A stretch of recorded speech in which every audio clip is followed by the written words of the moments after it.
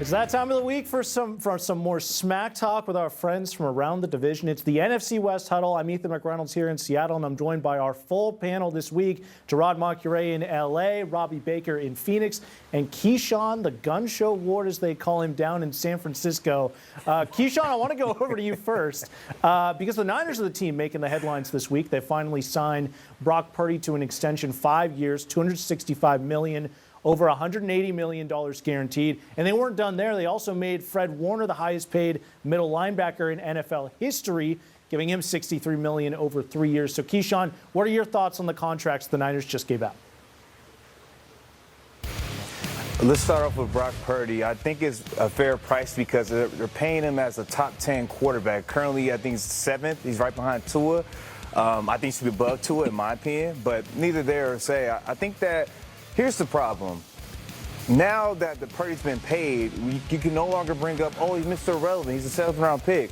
Oh, the Niners had a bunch of injuries. Now, nobody wants to hear that anymore because now you're being paid as a top 10 quarterback. So now there's more expectations, more money, more problems. So now, as we go into the season, Purdy's going to be expected to have more on his shoulders now to lead a team to a championship.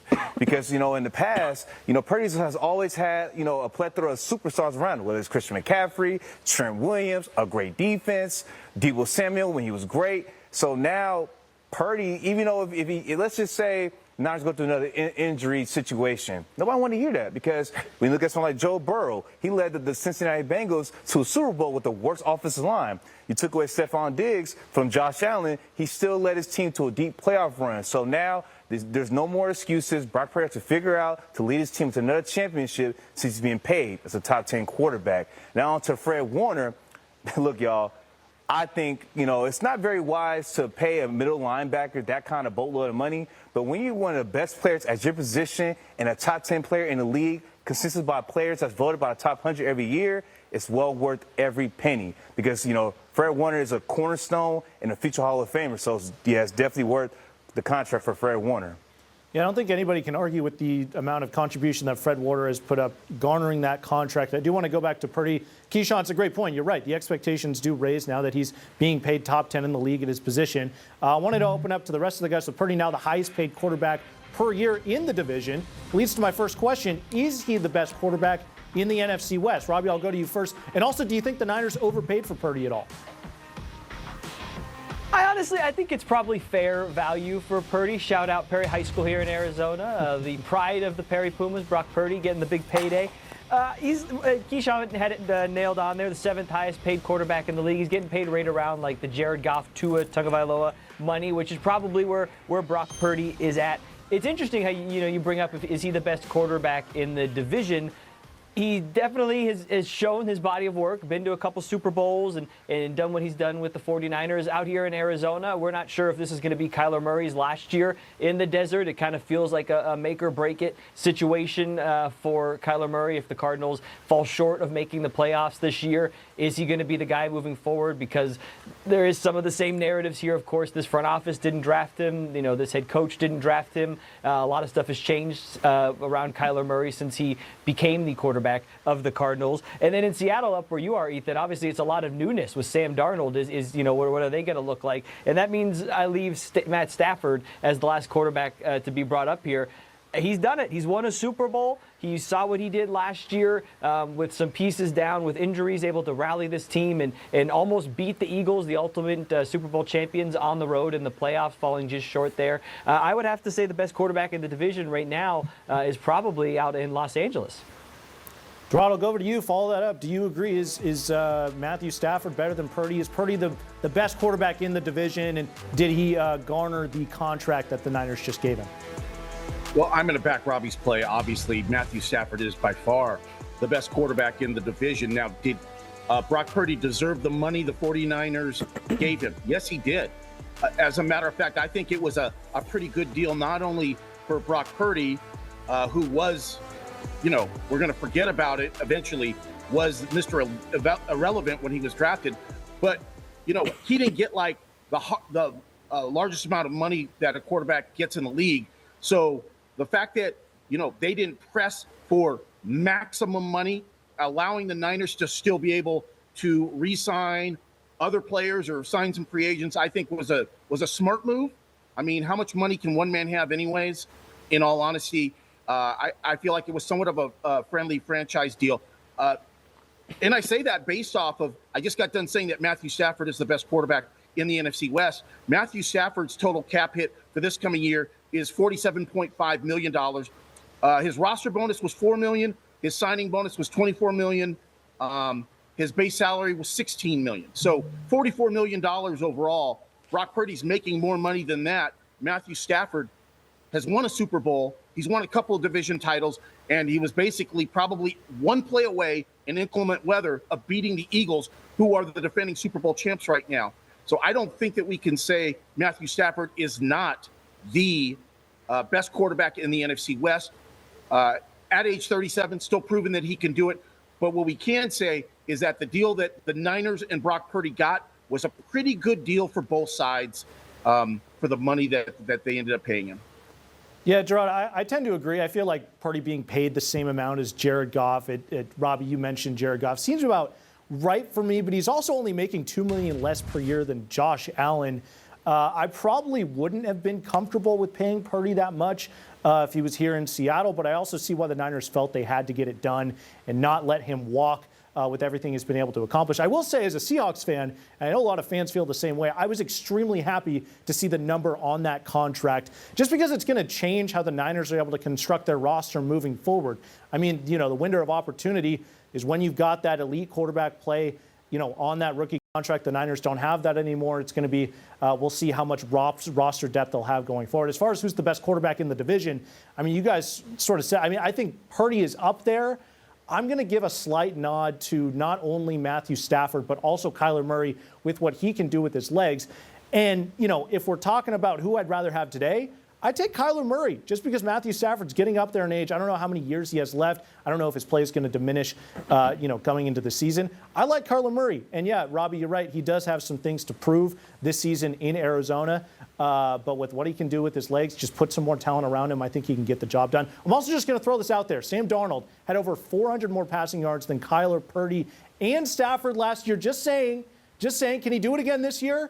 I mean, it's certainly within the realm of possibility. Is he the best quarterback? I don't know. That I'm just spitting facts, guys. Keyshawn, I'll go over to you. Ethan, did you miss the playoff game? Were you taking a nap? Yeah, and, over 4,000 yards, over 4,000 yards passing throughout the entire regular season. That's all I got to say. Keyshawn, I'll go to you. Is Brock Purdy the best quarterback in the division? No, it's Matt Stafford. I'm big on players doing with less, and I last year was a kind of bad example of what could possibly be the likelihood of the future of the 49ers. Now that Purdy's been paid, you saw how many free agents we lost. We lost Dre Greenlaw. We lost Talanoa Hufanga. We lost Deebo Samuel. Losing those kind of players is going to put more on Brock Purdy's plate.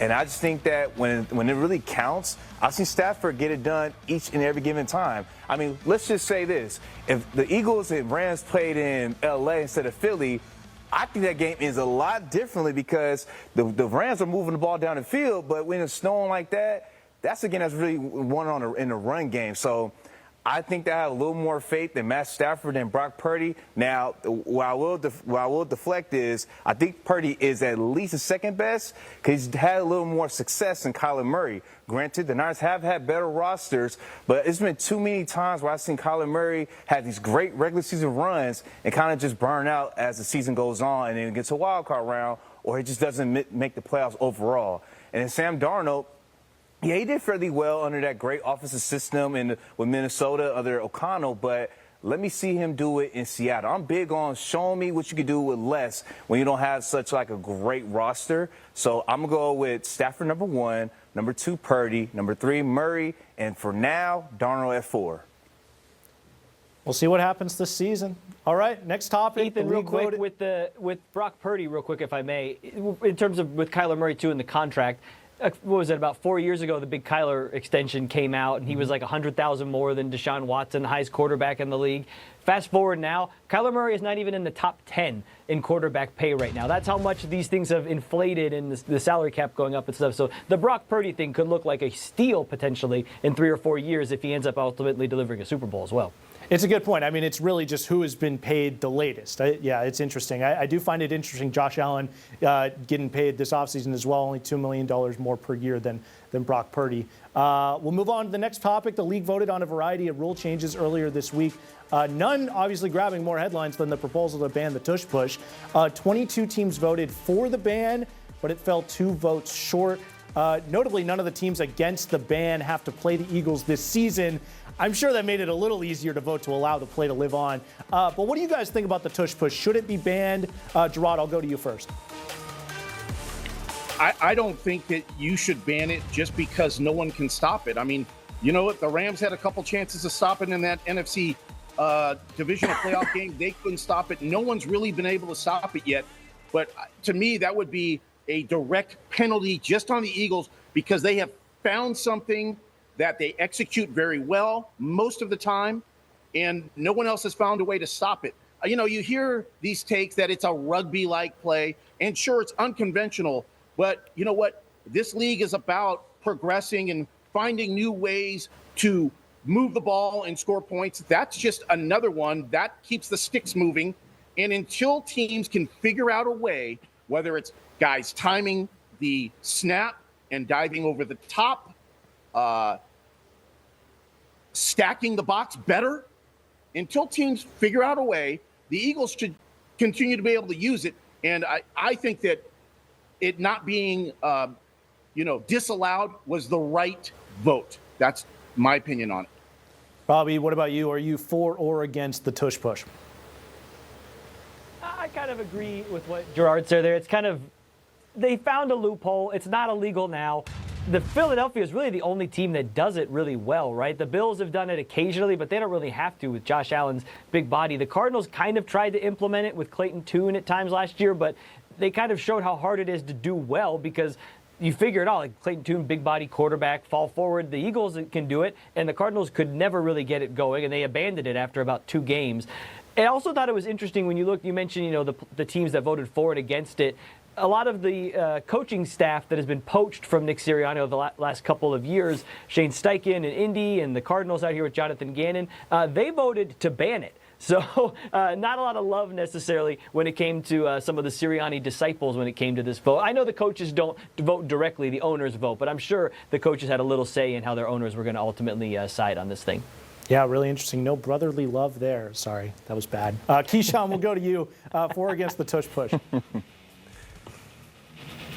Ethan, I'm for the tush push. As a competitor at heart, I don't see where it's a great thing to have an NFL where owners, coaches, or organizations running to the league offices saying, oh, we can't stop this. Please take it out of the game. No, man, that's weak. If you really want to stop it, figure it out. I mean, we've seen back in the late 2000s when the Miami Dolphins incorporated the Wildcat, it got hot and it went for a year. But in about, a couple seasons where defensive coordinators are really scheming against it, they were able to stop it. Or when the RPO is incorporated into the NFL, when teams first see something, they're like, whoa, like it's, puts them at back. But at the same time, nah, man, like I'm of the belief that I cannot see players, coaches in the National Football League being okay with taking a play out because they just can't stop it. Maybe they should put an emphasis on how you should draft or pick free agents.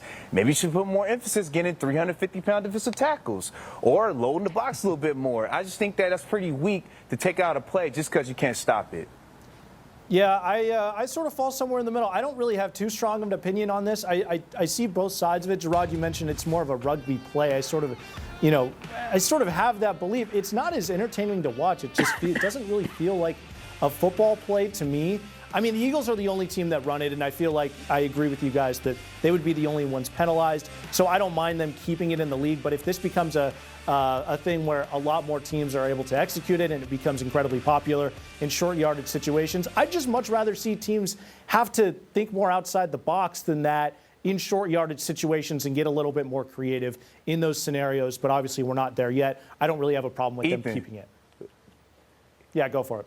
Ethan, let me add this too. So people keep saying the safety of the game.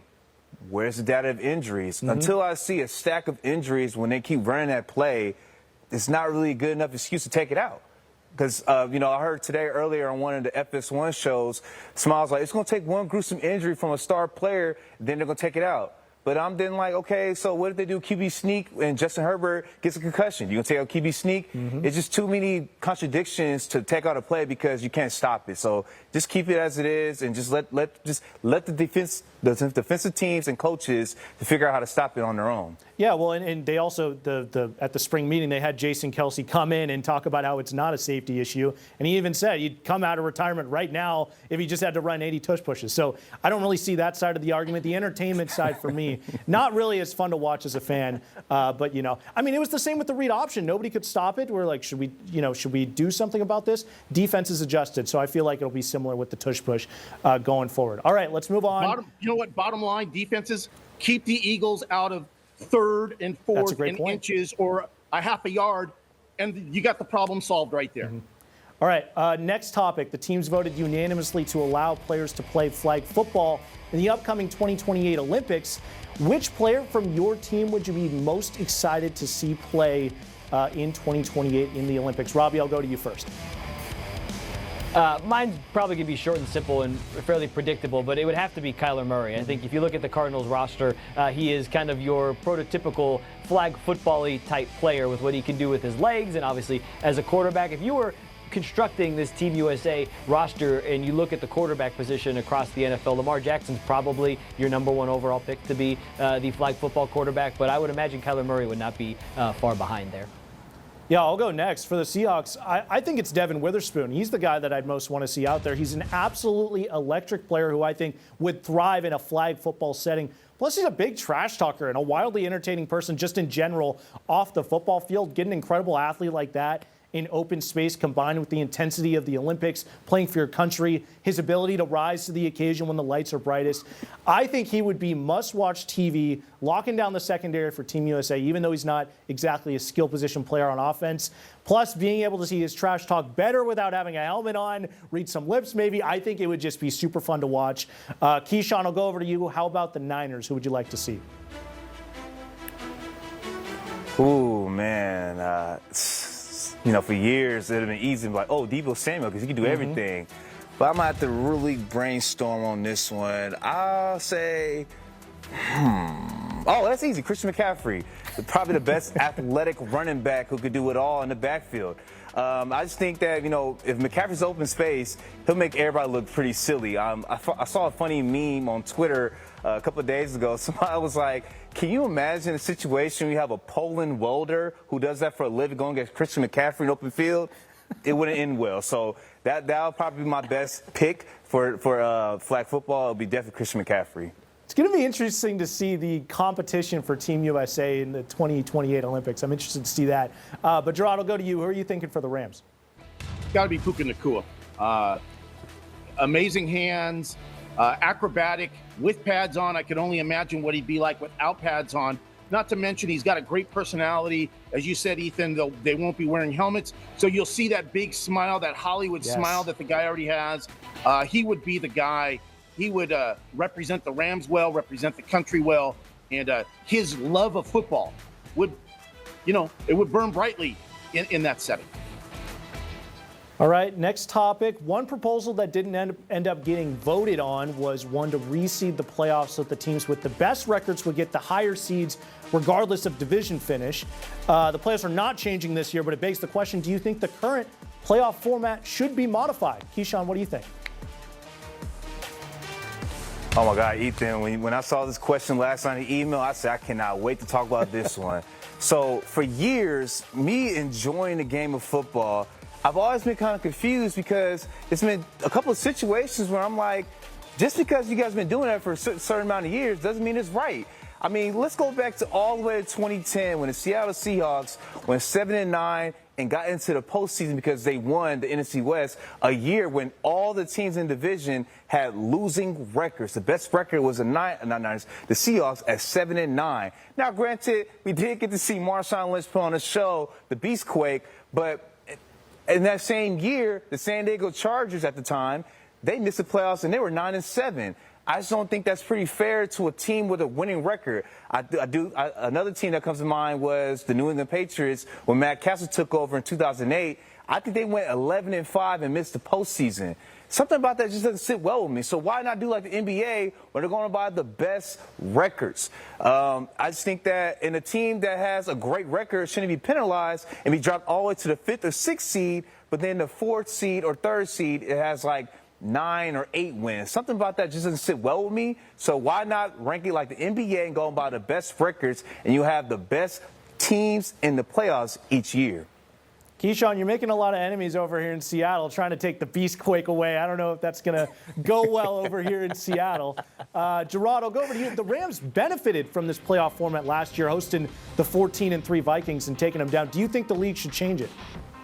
You know what? As we continue to go season after season, divisions change in terms of their competitiveness. You cannot not reward a team for winning the division. Okay? Otherwise, what are we doing through the 17 games that everyone plays? I mean, it is not the Rams' fault that the division was a little bit less competitive in terms of stacking against the rest of the NFC. It is what it is. They still had to win the division. I just think that you're taking away the middle of the year, the division games, if you are not allowing a prize to be at the end of the season for winning the division. There has to be a reward, and that reward is not only getting in, but it's getting to host a game. And I just think that's really, really important. So I am disagreeing with Key on this one for sure. Robbie, what's your take on all this? Yeah, I'm on Gerard's side here. I'm going to go kind of old man, get off my lawn, because I like the way it is. I like the history of this. And to Gerard's point, if you win the division, that is the carrot dangling at the end of the road, if you will. I mean, you win the division, that means you beat everybody in your division multiple times. And it's interesting that we're debating this now, too, because the news broke today in college football that they are going to get rid of the buys for conference champions in the expanded college playoffs. So, locally for us, that would have meant Arizona State, even though they went on a great run, they won the Big 12 in convincing fashion. They wouldn't have got the bye last year. We would have never got that incredible Texas Peach Bowl matchup. Instead, if they would have gone straight seeding, ASU would have had to go and play Ohio State on the road in the opening round of the playoffs, and I don't think that would have gone well. So if you look at that back, bring it back to the NFL, I do know, obviously, sometimes like the Seattle example, sometimes wacky things happen. More often than not, though, the best teams in the NFL win their divisions, and they should get to host the playoff game.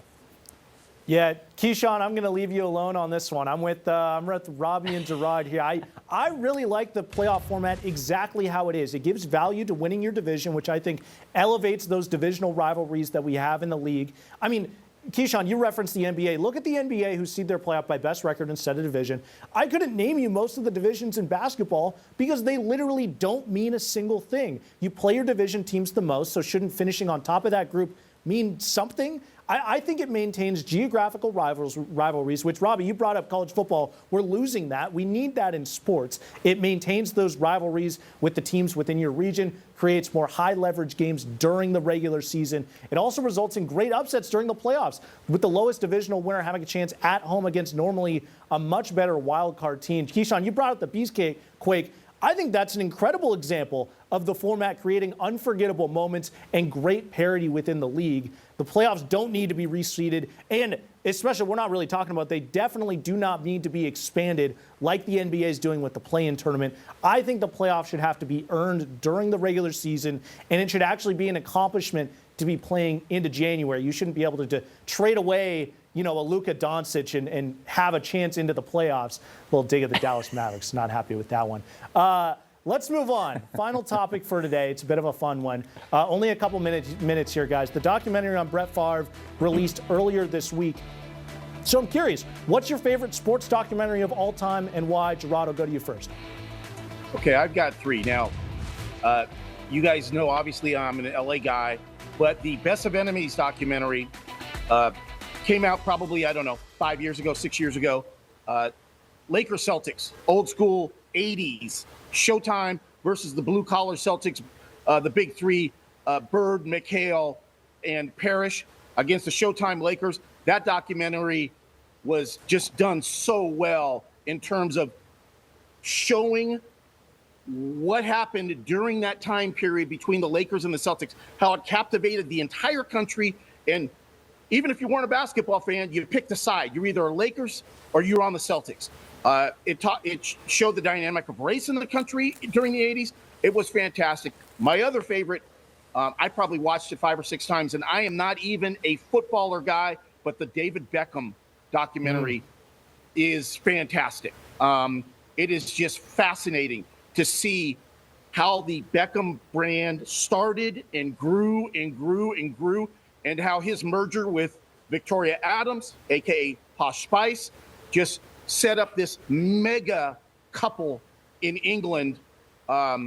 It was fascinating, and to hear his words on it and see his emotions on some of the things that he went through while playing for his country and also Man U, it was fantastic. So those are my two. Keyshawn, I'll go to you next. Favorite sports documentary?